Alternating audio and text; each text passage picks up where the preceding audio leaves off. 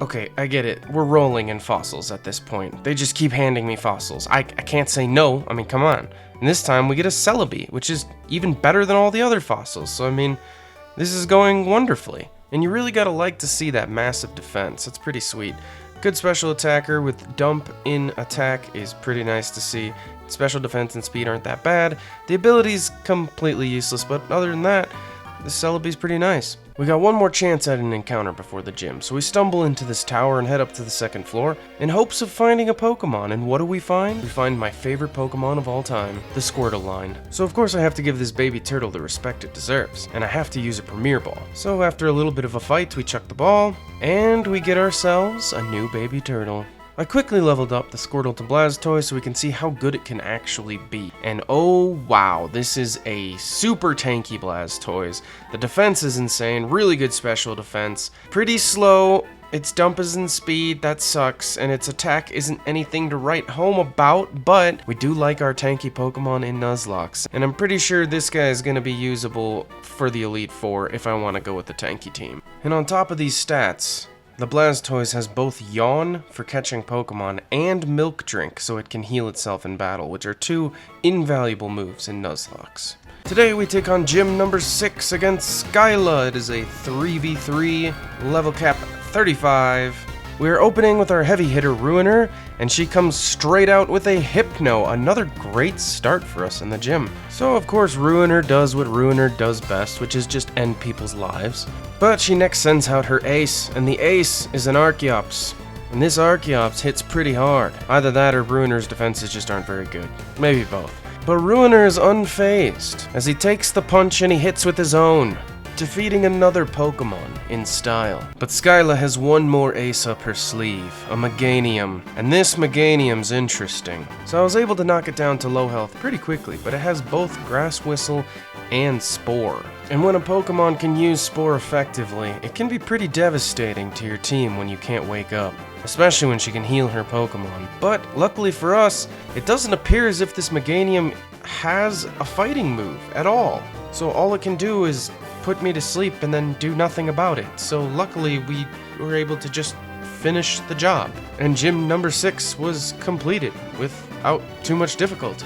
Egg hatching time, and since it's completely randomized, we have no idea what this is gonna be. And it looks like this egg is going to be a Nidorino, which is better than the Nidoking, because Nidoking doesn't learn any moves.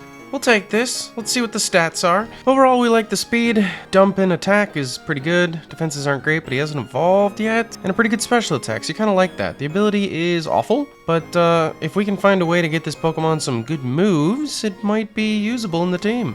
Time for the Icarus City encounter. For some reason, we can just find a Pokemon in this puddle, in this town. Don't ask me why. And this time, it looks like a little nosy boy. I mean, if the stats are right, this could be decent. And now that we have a plethora of Ultra Balls, this was pretty dang easy to catch. We named our little rock Brick, which is fitting because he has very high defenses. So another little tanky friend with kind of poor speed, but actually has pretty good physical attack.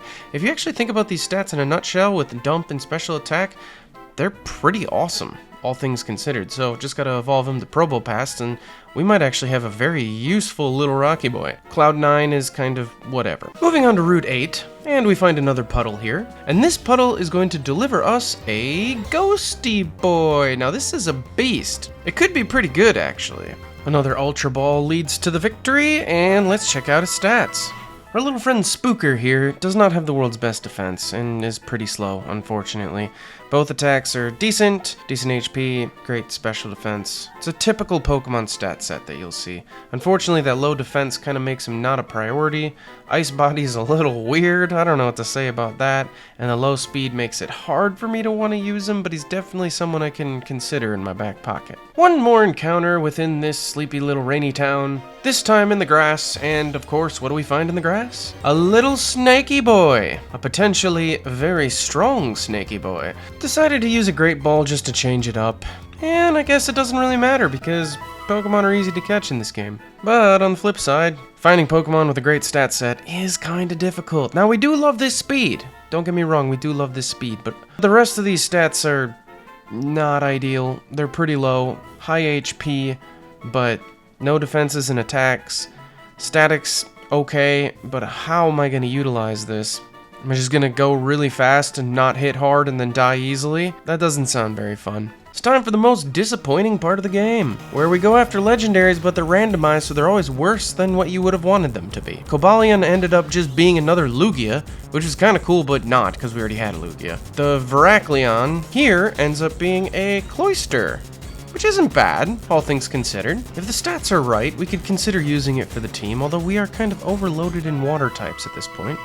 Our new Cloyster has really good speed and pretty good attack, with dump and special attack, which is not bad. Its defense might not be the world's best, but otherwise the stats are actually pretty solid overall. If we can find a way to use it over Blastoise and Swanna, we can consider it, especially with that speed, but I don't know if it'll make the Elite Four team. Still chugging along, time to face gym number 7, Bryson. It's a 3v3 level cap 39. Can we keep this momentum going?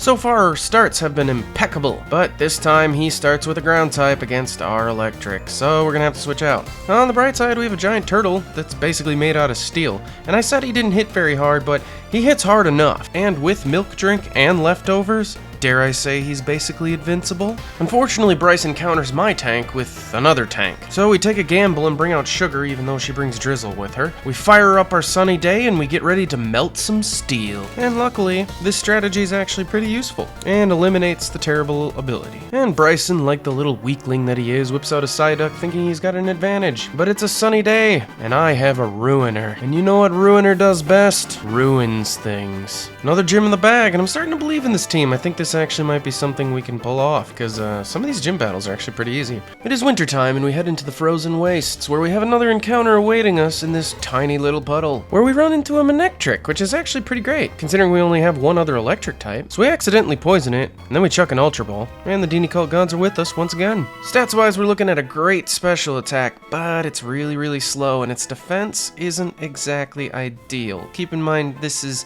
level 18, so it's about half the level of my current Pokemon, but it's not great. Rain Dish is interesting, because if we can give it Thunder and find a way to get it maybe Rain Dance or utilize a Rain Dance Pokemon, we could turn it into a pretty heavy hitter overall, but lack of speed and low defense makes it hard to want to use in the team. You know what they always say, kids? Give a candy bar to a statue in the desert, and you get what you want in life. This time around, instead of a Darmanitan, we end up with a Blaziken, which is even better in my opinion. So we chuck a Quick Ball, and Quick Balls are where the magic happens. And the magic continues here, as the stats are actually pretty good. Its top 2 are defenses, which is great for a Nuzlocke. Speed isn't great, but it's not awful. And its attack is its main ability, with its dump and special attack, so as long as we can get some physical moves, we can make it work, and that's good for a fighting type. But it does have Flamethrower, so we'll have to find a better fire move overall. We head to the grasslands to the north in hopes of finding a major contributor to this team, and what we find is a Badoo, which we can turn it into a Roserade fairly quickly, so I guess it's not a big deal. It actually might be useful. We only have one other grass type. Well, it's a lower level Pokemon and it's not evolved yet, but the defense is pretty bad, and we know that's gonna hurt us. The rest of the stats fairly even overall, and its ability's terrible. So we'll have to see how these pan out once we get it fully evolved, but as of right now, not so great. One more route to deal with before we take on the final gym. Stumbling into this grass, we find ourselves a Hydreigon. Been finding some good encounters lately. Another Quick Ball, because Quick Balls are OP, and it is a critical capture. Unfortunately, its defense is pretty terrible. Has decent attacks for sure, that's where it's going to be at its strongest. Its speed isn't bad, early bird is kind of whatever, but that defense is going to be a killer. I don't think I can utilize it for the final 4 with that type of a defense.